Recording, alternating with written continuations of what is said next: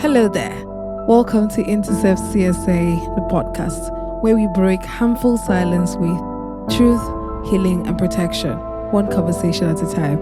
I'm Inford Samson, your host and guide for this conversation. Thank you for joining me.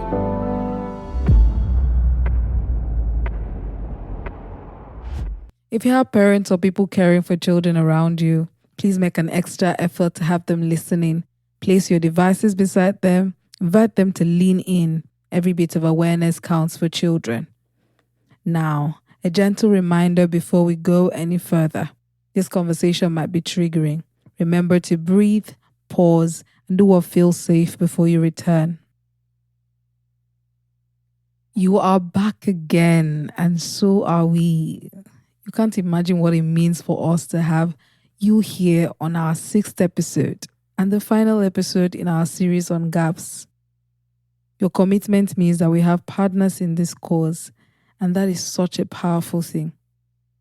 In the first episode of our series on gaps, we dealt with how families or family culture and environment help abusers to act or abuse to occur. Last episode, which was the second in the series, we talked about how society, all of us, are failing children through our lack of responsibility, failure to have courage, and how cultural and religious biases are affecting child safety. Today, we are back to have a conversation that is very relevant but very necessary.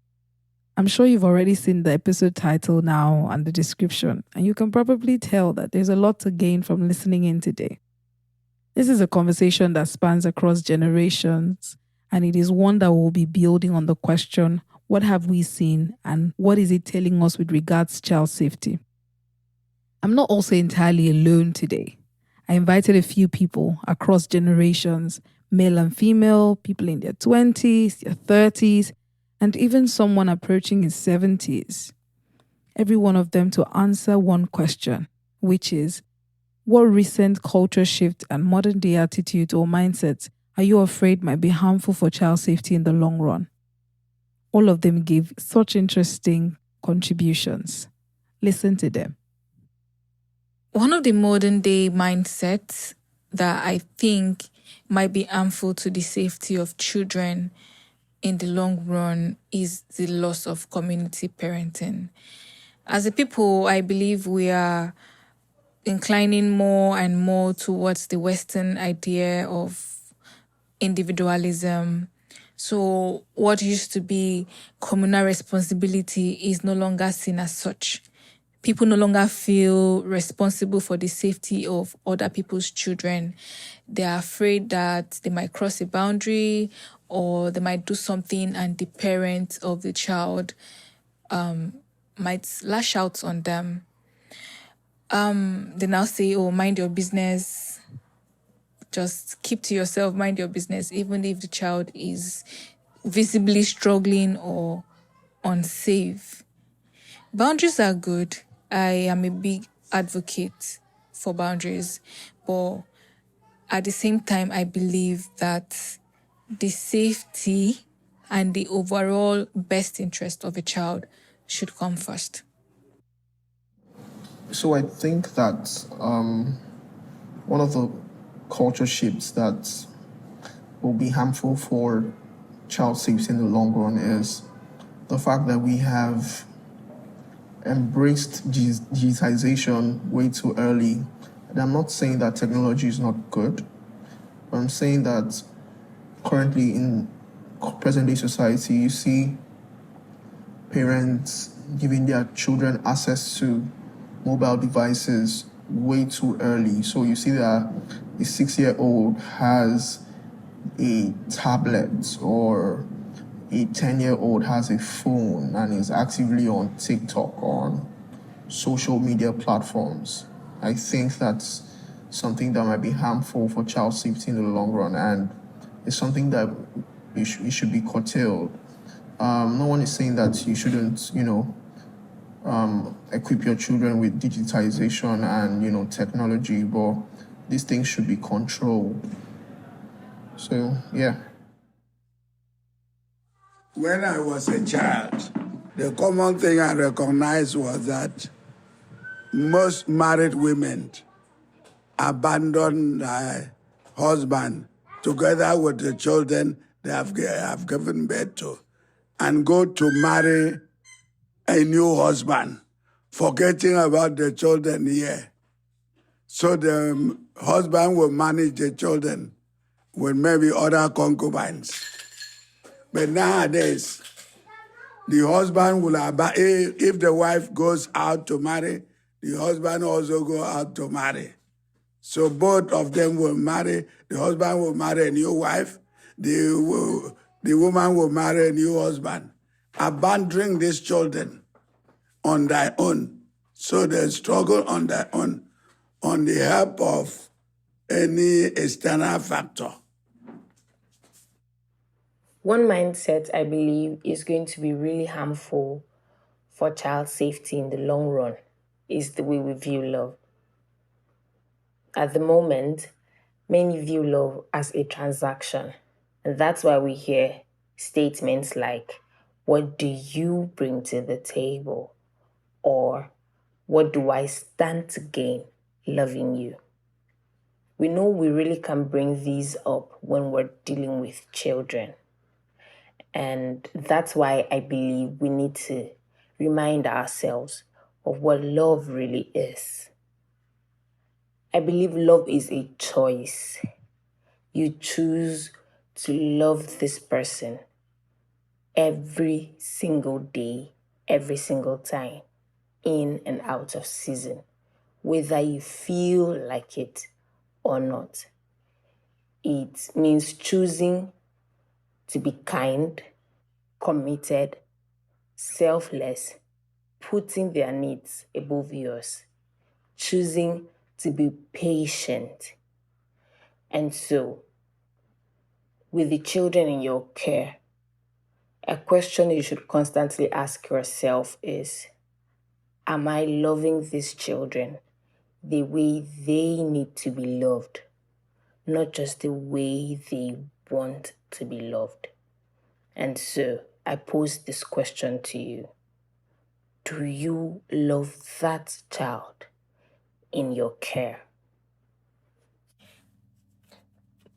The question was, what recent culture shifts and modern day attitudes or mindsets am I most afraid of that could be very harmful to children's safety in the long run?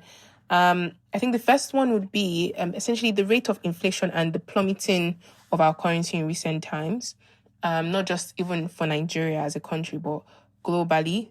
The rate of inflation has created an even more economic pressure. The cost of living has resulted in more working families who struggle to meet basic needs. And that also results in the chase of economic status. With that being more pressing, it could result in, promoting absentee parents, instability in the home, and could leave kids very much vulnerable and also influence their general welfare. Another thing would be the trend of toxic masculinity is more or less the pressure on men to think that they have to be this strong personality or presence or hide their emotions, not to be vulnerable, and just act aggressively dominating in a sense. This is being massively portrayed in social media, and different shows, which are very much accessible to, teenage boys. This toxic culture can, create this gender stereotype as well and influence how young boys look out on life.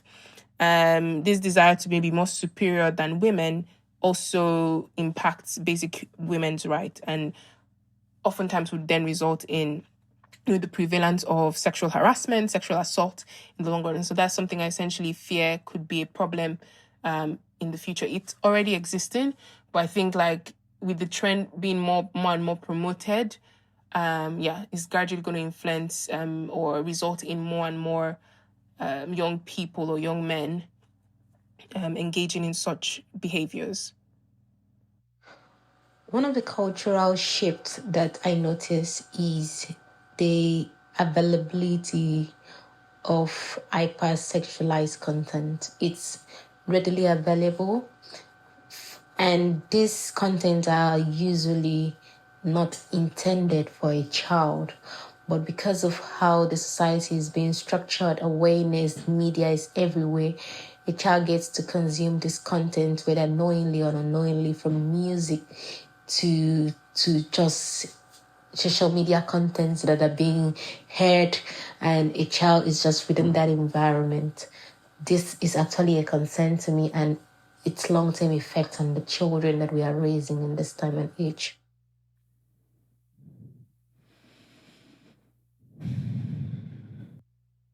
So much to unpack, a lot of which I'm certain already resonates with you. I personally have had this topic on my heart for a long time, especially this idea of crying in a Bentley, which I will still unpack. I was going to put out an article on it sometime later, but while we're working on the topics for this episode or for this season, I just thought we can talk about it here first and even better listen to other people share on it. So let's quickly unpack some of the observations of the speakers before I talk about mine. Maybe let me start from the one I have seen many times, but not really registered in the way the speaker has articulated it, which is the reality of children caught in the middle of a divorce when both parents choose to remarry. I don't know how many people have thought about that, but that's such an interesting take. What I'm hearing from that is this: that while modern thinking, we've really advanced at the idea that a bad marriage is not a life sentence. While that thinking has evolved and people have come to accept it and people are acting on it, the traditional cultural belief that we have that I don't want to have a broken family or don't want to take care of someone's child has not gone anywhere. It has not changed. And now, what happens in most traditional contexts is that the child or the children are sent to live with extended family members. That is, the children that are caught in the middle of this are sent to live with extended family members, especially in the beginning of the marriage of their parents to their new partners. And this floating arrangement could be for a short time. It could be also be the child's continued reality. But in the middle of all of that, what we are saying we've observed is that child safety suffers. The child's safety suffers. A lot of those children are treated as house helps or extra hands at the auntie or uncle or cousin's place that they've been dropped off at, with very little supervision or care. Because I don't just want to place these ideas in space, I want you to see how real it is. I reached out to a dear friend that I know has had an experience with this, and the next voice you hear will be hers, talking about the gaps this experience created for her.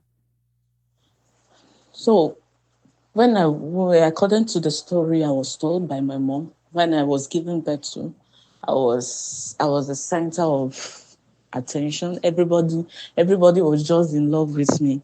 Everybody was just in love with me. Everybody want to identify with me. People just, as a baby, a new baby born into an environment of older adults, you know how the feeling is. You'll be adored. Everybody's attention will be on you. Everybody attention will be on you. I remember then I didn't used to take swallow and all that, and you just see people just offering to make food for you, asking you what will you eat, asking you what do you want, how do you want your food to be cooked, what do you want inside your food, what kind of meat do you want to eat. But that did not last for a longer time. It did not last. My life transitioned to a phase where all this attention were taken from me. Nobody, at some point, nobody cared about me. Nobody, in fact, it got to a point that I would be the older child. I would take a blame. I would take the blame for things that me, myself, I know nothing about. You understand? So this thing has always been a pain in my heart. When my mom later gave birth to other children and her new husband came in, you already know that my life was taking a very serious turn. I remember when I did something. What did I do? I'm not saying very bad like that. And that thing has been in my mind. I don't know how to forget it. But it has just been something that has been a pain in my heart. But I know what happened then was out of ignorance. But I think I did something. I broke a flask. My stepdad was there. My mom was there. So I broke this particular flask. And you know how my stepdad, the way he responded to the situation was very bad, and the way my mom responded to the situation was very bad. They even went, they went so far of um, accusing me of being a witch at my age. How will I be a witch? How do I not like people's happiness? At this point, I was just about 8, 9 years old. So at this point, I don't even know what being a witch is all about, what not being happy about people's happiness is all about. I didn't understand all these things. But this was the label that was given to me. You know, this was how my parent then responded to the situation. They labeled me an evil child, this and that. I remember my mom would beat me, that my grandmom would come home and be like, if you don't want this child, you say so. I can't forget that day. My mom beat me to the point of death, that my grandmother was very angry with her and told her directly, told her, if you don't want this child, give her to me. And I remember that day, my grandmother taking me back home with her. I had to go back with my grandmother because the things I was facing, it was just beyond me. It got to the point that a lot of things went bad. I had nobody to talk about it with. I had nobody to talk. Nobody was interested about me anymore. My mom was not interested. My mom was interested in her children with her new husband. You understand? And I was just left there. My dad, on the other hand, nobody just cared about me. No one. No one cared about me. No one asked me, how are you feeling? I can't remember the last time, as at that time, when my mom would call me or ask me, how are you feeling? Nobody asked me. Everybody just expected I should be a normal child. I should just be, I don't know how to explain this, but everybody just have this expectation of what I should be. Nobody actually care about what it should be. To the point of, I got into a lot of things. Things went wrong in my life. Nobody cared. Nobody knew about it. I grew up with it. The greatest thing I had to face is the fear of loneliness, which is still affecting me right now. I'm afraid that it takes me a lot of time to really, really take love. It takes me a lot of time to be able to say that this person is for me, because growing up, nobody was actually for me. Nobody was actually for me. I learned this surviving mode. I don't know. I don't have to talk to anybody about myself. I don't have to explain anything about myself. I just believe that my life is my life. Nobody cares about me. Whatever I do, I become very aggressive. One of the negative traits I had to get from that is that I was very aggressive because I wanted to be seen. I just wanted love. I just wanted attention, but nobody was giving it to me. It resulted to me being very aggressive. I was very, very aggressive as a child, to the point that my mom would say, you love other people's children. You love other children, but you don't love your sisters. You don't love your sibling. But what she did not know is that she did not give me opportunity to love these people. There is always a scale of preference between me and these people. So I was already on a surviving mood.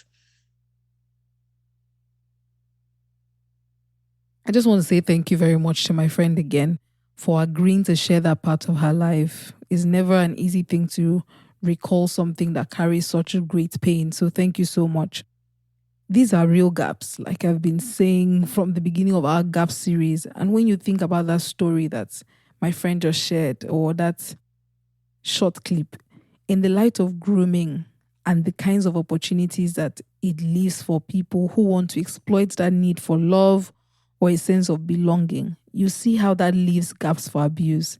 A gap that only widens with the increasing rate of divorce and the increasing idea of choosing yourself in such a way that ignores everyone else. Even in the case of responsibilities you may have chosen, like parenting. I said maybe because not everyone chooses to be a parent. People become parents in ways that they do not choose. People are violated and they become parents. So some people don't choose to be parents. And while the stories of all of those people are valid and distinct, on this point, the focus is on those that have made parenting their choice, those that have made childcare their choice. no child should ever have to pay for our choices or the challenges that come with it. So that's a culture shift, and very few people are talking about it. We're seeing people divorce every other day. Then two people go on to marry other people. But little is known about that or the children of the first marriage and their welfare. And the essence of unpacking this point and this conversation as a whole is to draw us to the shift we are making as a society and how that is affecting or going to affect child safety in the long run. Another voice took me back to the kind of neighborhood I grew up in when she talked about the loss of community parenting. When you think of Africans or Nigerians, you think of the sentence, "it takes a village." Because Africa has always been known for its village culture. And by village culture, I'm talking about how close we are, how connected we are, how we rally around ourselves, our communities. And for many of us, or at least where I come from, even our housing structures reflected this. Rather than these massive gates, fences, and houses we see today, people who were wealthier had long white spaces in front of their houses, and behind was a structure that was just enough for everyone to eat, sleep, and cook. Even as I'm picturing it, it feels like a statement. It feels like we were structurally communicating that real life doesn't happen inside, but outside in the midst of people. Until now, when you go into some rural areas where things have not become so modern due to poverty and other factors, you'll still see children playing football outside there with their parents walking close by. Whether it's in a farm, on the side, or anything, you'll still see one house flowing into the other, people sitting down, almost like someone is sitting in the middle of two houses. You'll still see all of those things, children crossing from one side to the other. Life is happening in a very communal sense or a very communal way. But that's a very rare sight here in town. And it's not just housing spaces. Then, an adult or another parent could give you instructions on the road. Someone could see you diverting from your house route to follow a friend home and would pause to ask if your parents know what you're doing. And if your parents don't, that person will send you back home. Sometimes even walk back home with you. Like the speaker said, everyone felt responsible for other people's children. There was no my child, your child. It was a child. A child. And while setting more boundaries and building privacy has its place, especially because we are also talking about a generation and a time where a lot of violations were either swept under the carpet, a culturally accepted thing, or just dealt with lightly. However, this "it is not my business" attitude around children has made it easy for us to miss predators, to miss when a child is in trouble, and in that sense, created more opportunities for abuse to take place. Let me also still stretch it further, because it wasn't just watchfulness that was a plus in that community parenting. It was the presence of support systems. It was the fact that you were not just dropping your child off with strangers at a daycare or leaving your child in a big house with a strange nanny you just employed. That small social village allowed you access to people that were vetted, people you knew, people you had spent time with, which reduced the risk of abuse and closed some of the gaps that our modern view of individualistic parenting has created or widened. While we had spoken about the economic situation and how our quest for survival is hurting children in the last episode, one of the speakers also captured something I want to expand, which is the gap that is created by us having more working families who are struggling to better their lives and achieve a certain level of economic status. I started to talk about this in one of our episodes when I said that it is the greatest injustice for us to pay for anything with child safety. And as sad as that sounds, that is the reality of many families. Beyond the families that are in poverty and have to make the choice to be apart from their children to work for food, we also have families that are chasing economic status. They have enough to eat, a good house to sleep in. They are not in survival, but they have their own aspirations of the kind of life they want to live. And because the economy is not making that an easy goal to achieve, many times children and child safety is a sacrifice. This is not an indictment at all. As a person, there are many lofty goals I have. There's a level of wealth I want to experience. But we're not talking enough about the gaps that aspiration is creating and how abusers are exploiting that. Recently, I saw a video of a man who got employed as a nanny to little children because he disguised as a woman. I don't know how the family found out, but that kind of story made my toes curl. Whether he did that because he didn't know what to do for money or not, the fact that I've left my children with someone that is not who they say they are is wild enough. We all know that the higher you wish to go in this world, the higher the price you have to pay. The higher the work you need to put in, the higher the time you have to spend at it. And while all of that is happening, we have children in the hands of random people. I read a thread some time ago of nursery school teachers crying out about children showing up in school the next day with diapers they wore the day before. Parents leaving children in school till night and all manner of things. Many times, nannies just up and leave one morning, and because there is such a busy schedule for both parents, someone is called in that none of the parents have had time to vet. Children have stories. Children have stories. Some of these stories are not even recent at all. I remember someone who shared how a driver had been abusing a child for years. She said every day the parents would leave for work early and leave the child with the driver to take to school. No one will call the school to know if the child has arrived within the expected time, because maybe if you've dropped the child once or twice, you know, okay, it takes 4 minutes to get to school. So all of this time, nobody has called the school to know, okay, has my child arrived? And maybe something would flag off in your mind that, okay, 10 minutes is too much time for them to have gotten to school. So nobody did that. At night, the parents would return after the child had slept, and in the morning, they would be off again. Years later, when they finally discovered the abuse, they found out that the driver had been taking this child to his house first every morning to sexually abuse her before driving her to school. And this was many years ago. So you cannot even imagine some of the things that are happening now. And remember, there is no argument about pursuing economic status. Our challenge is to make sure we don't make children pay for that. Children should not have to pay for our vacation. The fact that we want to go and spend some time with our spouses or our whoever it is, or our girlfriends. Children should not have to pay for that. The fact that we want to be able to afford a certain kind of life, go to a certain kind of place, be within a certain status. Children should not have to pay for that. At all times, everything we do once it involves a child must be done in the child's best interest. These are conversations to have. These are conversations that I believe you should have with your wife-to-be, if you're someone trying to get married, with your husband-to-be. These are conversations to gently have with your friends while you're congratulating them about their new promotion and the new role that will be taking them around the world. They've told you, we won't be available at home for like 256 times in a year. We'll be out all the time, 6 months. Ask them gently after you've celebrated them very well. Ask them, how are you planning for your children? What have you and your wife agreed? What have you and your husband agreed? How are you going to manage the kids with how tasking your work is now? I also know that we've become very sensitive to being asked about our plans for childcare. But I also think that it's unfair for us to bring children into this world and refuse to be accountable for them. You should answer questions about how you are treating children, whether they are your children or not.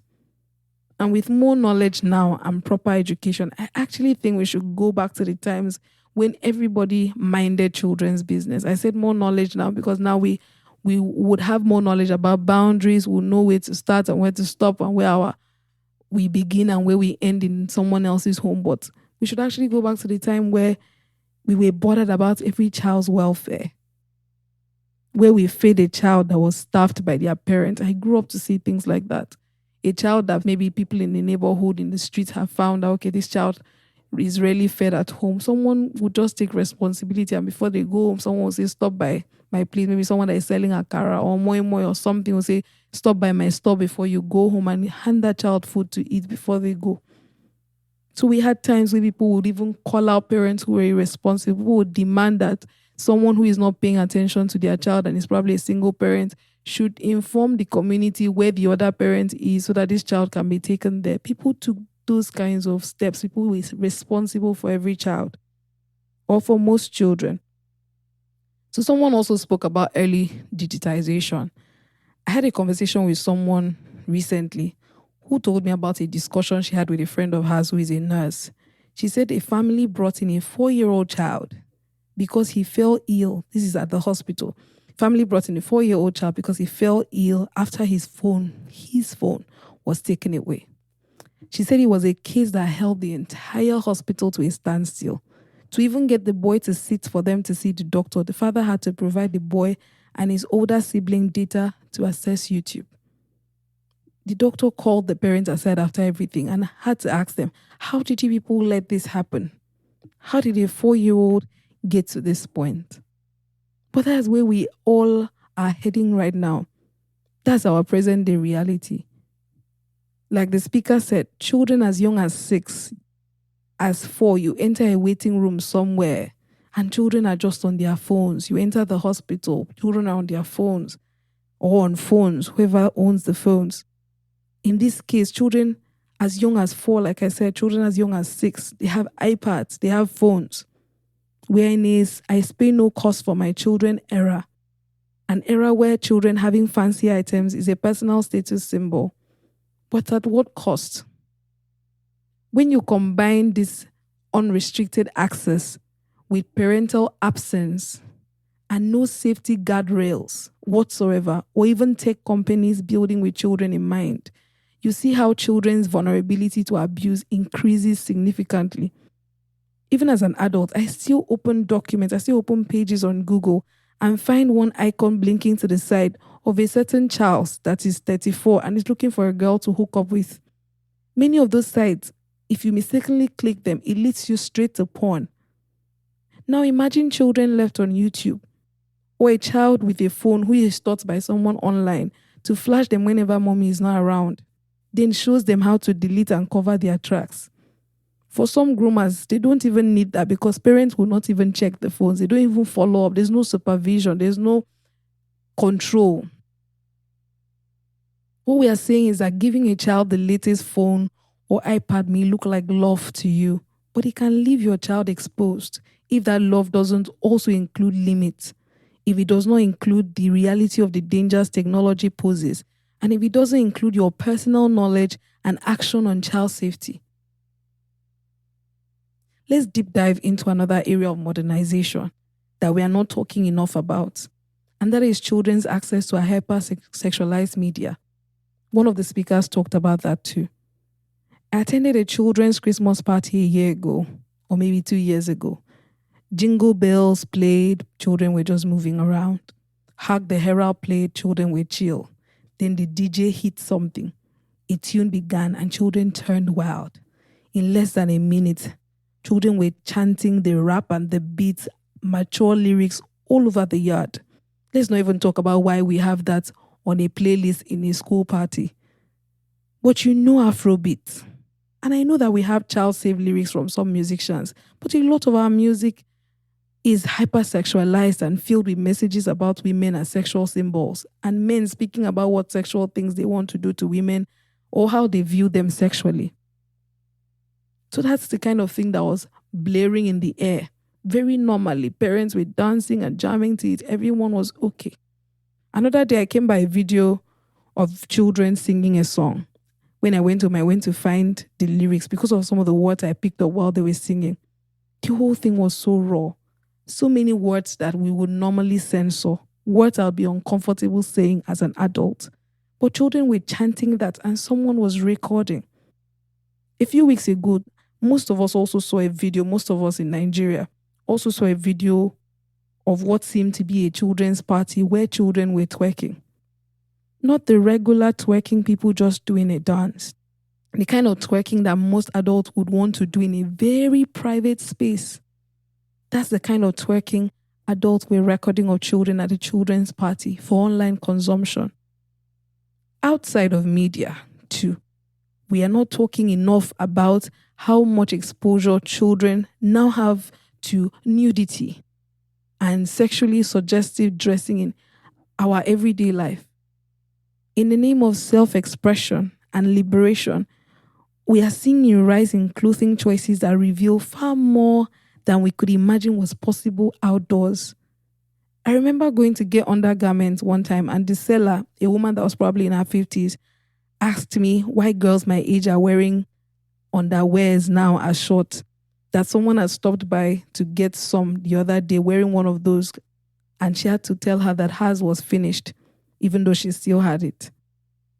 So for people that age, today's dressing is a big culture shift. And the argument is that every adult has a right to choose how they want to dress, which I agree with. But one of my favorite phrases is, your rights stop where another person's rights begin. I believe we must pause to consider children. We can be unrestrained in curated spaces, in places that we have ensured that it will only be open to mature people, to adults. We can be unrestrained in those spaces. But we cannot just have these expressions unfold in public places like markets, churches, schools, and public transport, because children are part of that audience. These days, you could be out with a child and find women with half their breast out, all the cheeks of their buttocks showing. Men who are walking in public with no briefs, under thin gym-like shorts that are showing the outlines of their private part. All of these look fashionable to many people, and it's the shifts that we've made socially. But the impact it is having on the developing minds of children is real.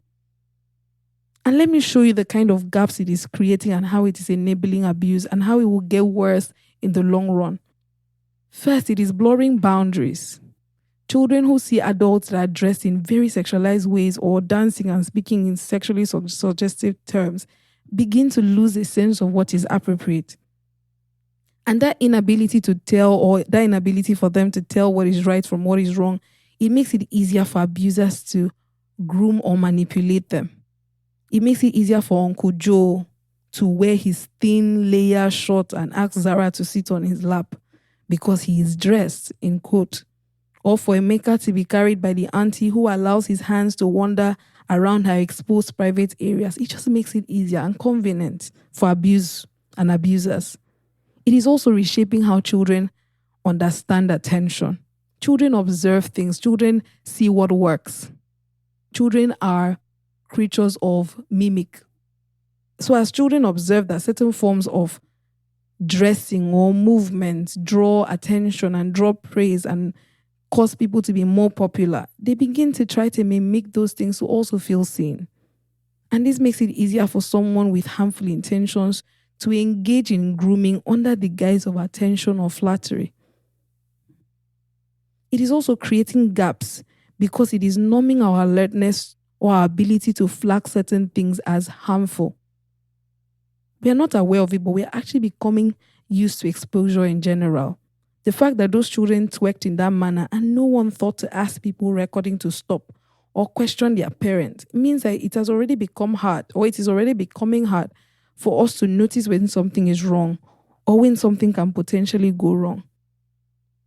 Still under that video, comment under those videos, we had people just laughing, leave children, these children, they've seen a lot. So people even talking about these children in ways that were not child appropriate.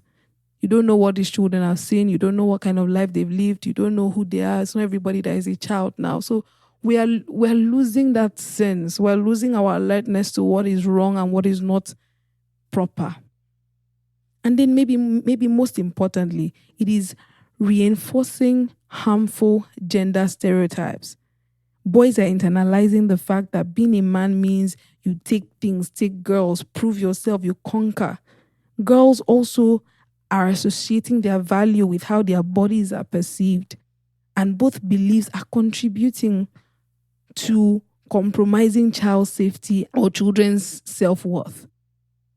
And this is not an attack on fashion, not at all. Neither is it an attack on culture or self-expression. It is a call to re-examine what our evolution and what our liberation means for the children that are watching us. Children need room to grow emotionally, mentally, and physically in spaces that protect their innocence and sharpen their ability to sense danger. We cannot be allowing them to lose their sense of what is appropriate or what is not appropriate, or have boundaries blurred in their heads or their minds. So when we expose children to mature content that is in music, in media, and all this public behavior without guidance, without control and restriction, they are left vulnerable. Vulnerable not just to harm, but to not even recognizing harm when it is coming. And there are a lot of other, or there are lots more, or there are still a lot more modern trends and ideas that are creating gaps in child safety. And we'll touch on those ones and revisit those ones one by one in future episodes. For now, for this season where we're laying foundation on what child sexual abuse basically means, how to recognize the gaps, its impact, and how to handle disclosure, our goal is just to give you a season for this first season that brings you a general idea of child sexual abuse. Then in the next season, we'll sit longer with each of these points. So to wrap up this episode, let's talk about something that has been popularized as modern day wisdom. This idea that it is better to cry in a Bentley than cry in a Keke. Interestingly, when I read on it, I found that it's more of a resurfaced idea than a completely recent one. In 2010, a contestant on a Chinese dating show called If You're the One said, "I'd rather cry in a BMW than smile on a bicycle," which in a more recent article, a paper claims it was just a quote she read somewhere before getting on the show. So she used it in the spur of the moment. And any of us, we can all relate with that. It could have happened to anyone. Or let me not say it could have happened to anyone, because your values still have to come into play when you're saying something, when you're choosing what to reiterate. The first time I saw this Nigerian version online, the writer or poster said it along with something like, last, all of us will cry. Just choose where you want to cry. Life is hard.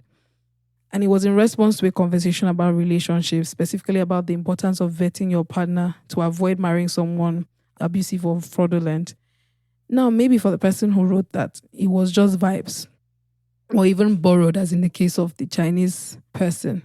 But we can all agree that we've heard many versions of this thinking, this exaltation of money over safety or common sense. So we know it's not just about that tweet. It is a mindset that is slowly shaping how many people, especially young people, make decisions. Young people are willing to enter relationships, marry people whose values and personal histories are questionable. We live in a time where everything is okay as long as I can wear 15 wedding gowns, travel outside for my honeymoon, then return to a home we can post on social media. People are starting families before even committing to it. Then after baby is born or the children, the two people will suddenly realize, oh, they don't love each other that much and probably go their separate ways or manage themselves while modeling constant chaos and an unsafe home for children. Most people think, he has anger issues, but at least he provides. Or she may not have all the values I share, but her body is to die for.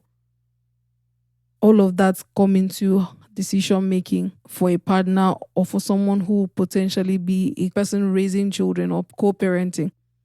But the question we're not asking is, what about the children who will be born into these homes? What about children who will be part of that union but don't have a choice about who gets to raise them or live with them? When we choose money over safety or appearance over peace, the result is that we create environments where abuse is not just possible, it is already predictable. And guess what a parenting gives an abuser? It gives them a child and a child's trust and a child's unrestricted access or an unrestricted access to a child and privacy and authority. And above all, it gives silence.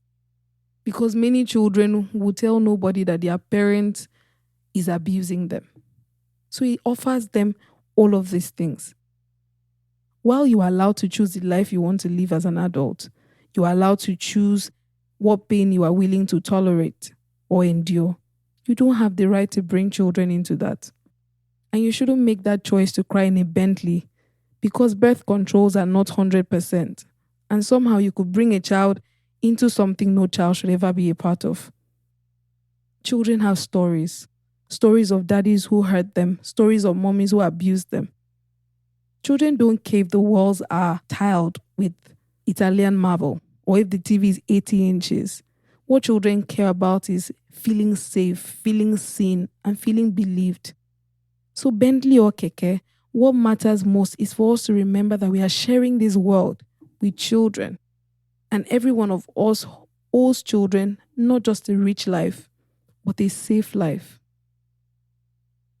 As we close today's episode, I just want to thank you for sitting with this conversation.